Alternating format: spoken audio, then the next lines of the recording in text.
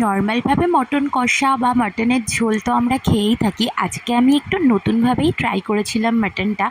এই রেসিপিটা আমি এমনি ইউটিউবেই দেখেছিলাম একজনকে বানাতে। তো আমার নামটা মনে নেই, মনে থাকলে আমি সেটা মেনশন করেই দিতাম। তো যাই হোক, আমি প্রথমে আলুগুলোকে ভেজে নিলাম, তারপরে এখানটায় একটু পেঁয়াজ দিয়ে দিলাম। পেঁয়াজটাকে একটু সামান্য ভেজে নিয়ে পেঁয়াজের কালারটা যখন এখানটায় চেঞ্জ হয়ে যাবে, তখন আমি এখানটায় মাটন দিয়ে দেবো। আর তার আগে এখানটায় আমি একটু গোটা গরম মশলাও ফোড়ন দিয়ে দিলাম, আর শুকনো লঙ্কা তেজপাতাও দিয়ে দিলাম।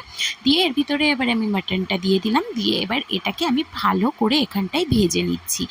তো এই রান্নার স্পেশালিটি এটাই যে মাটনটাকে আগে ভালো করে সুন্দর করে ভেজে একটা দারুণ একটা কালার আসা পর্যন্ত ওয়েট করতে হবে। তো এখানে দেখো মাটনের এখানটায় কালার চেঞ্জ হতে মানে হচ্ছে আস্তে আস্তে, আর মাটন থেকে একটু জলও বেরোচ্ছে। এবার সেই জলটা যতক্ষণ না পর্যন্ত শুকাচ্ছে, জল বেরিয়ে তেলটা যখন এই দেখো ভাজতে ভাজতে এখানটায় জলটা শুকিয়ে গেছে আর তেলটা এখান থেকে বেরিয়ে চলে এসছে মাটন থেকে। তো এই এতক্ষণ পর্যন্ত আমি এখানটায় ভেজে নিয়েছি। আর মাটনের এই দেখো পিসটা দেখো, কালারটা দেখেছো কেমন এসেছে? এই রকম বেশ সুন্দর একটা কালার চলে আসলে তারপরে এখানটায় আমি এখানে আদা রসুন আর লঙ্কার যে পেস্ট করা ছিল সেইটা আমি এখানটায় দিয়ে দিলাম। তো এটাকে দিয়ে আবার ভালো করে কষাতে হবে। আর অনেকক্ষণ ধরেই এটা কষিয়ে কষিয়ে তারপরে রান্নাটা করতে হবে। মোটামুটি কষাতেই এটা সিদ্ধ হয়ে যাবে। তো সেরকম এখানটায় আমি এবার কষাতে থাকছি। আর দেখো আস্তে আস্তে কালারটা কেমনভাবে চেঞ্জ হবে তোমরা নিজেরাই দেখতে পাবে।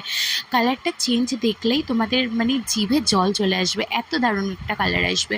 আর তারপরে এখানটায় আমি দিয়ে দিলাম একটু টমেটোটা আমি কুচি করে রেখেছিলাম, সেটাই দিয়ে দিলাম। পেস্ট চাইলে পেস্টও দিতে পারো। তো এখানটায় এটা টমেটোটা দেওয়ার পরে এখানটায় লবণ আর হলুদ দুটোই দিয়ে দিচ্ছি। আর তারপরে এখানটায় আমি একটুখানি ধনের গুঁড়ো দিয়ে দেবো, তোমরা জিরের গুঁড়োও দিতে পারো। আমি এখানে ধনের গুঁড়ো দিয়েছি, আর সাথে দিয়েছি একটু গরম মশলা, একবারেই আমি এখানটায় দিয়ে দিয়েছি। আর তার মাঝখানে দেখো আমাকে হেল্প করার জন্য আরেকজন চলেও এসেছেন। তিনি এখন এখানটায় খুন্তিটা নাড়ছেন, আর আমি এই মশলাটা দিয়ে দিলাম। তো এটা দিয়ে ভালো করে এখানটায় কষাতে হবে। আর মানে এখানে এত সুন্দর করে কষাতে হবে। আর যেহেতু এখানে আমরা প্রেশার কুকার ইউজ করব না, তো সেহেতু এখানটায় হালকা গরম জল দিয়ে 2-3 বার করে এরকম গরম জল দিয়ে সেটাকে আবার ফুটিয়ে বেশ সুন্দর করে কষিয়ে জলটাকে শুকিয়ে এইভাবে নিয়ে রান্নাটা করতে হবে। তো আমি এখানে 2-3 বার এই জিনিসটাই রিপিট করেছিলাম, গরম জল দিয়ে সেটাকে কষানো। এটা রিপিট করার পর যখন দেখো এত সুন্দর একটা কালার আসছে, অসাধারণ লাগছে দেখতে। আর তারপরে এখানটায় আমি আলুগুলোও দিয়ে দিলাম। তো আগে থেকে ভেজে রেখেছি